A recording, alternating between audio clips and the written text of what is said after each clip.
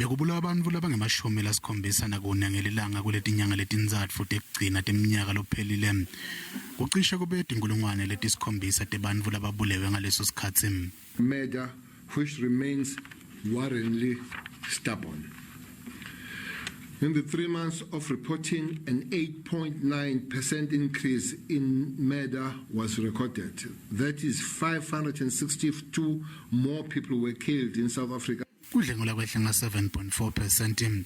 Nanobe kwehlile kudlengula kepha tibe tinkulungwane tilishumi nakunye tigameko tekudlengulwa letibikiwe.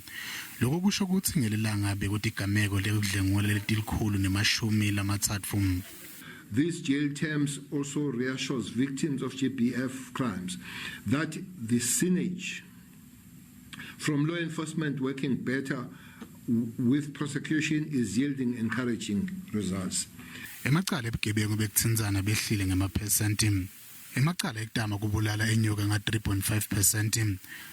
Lokwenta kube tigameko letingetulu kwetinkulungwane letisihlanu. Kushaya ngenhloso ekulimata kwehle nga 7.4%. Lokutigameko letingetulu kwetinkulungwane letingemashumi lamane nesitfupha. Tigameko temacala ebugebengu bekutsindzana tehle nga 4%. Nanobe tigameko temacasi tehlile.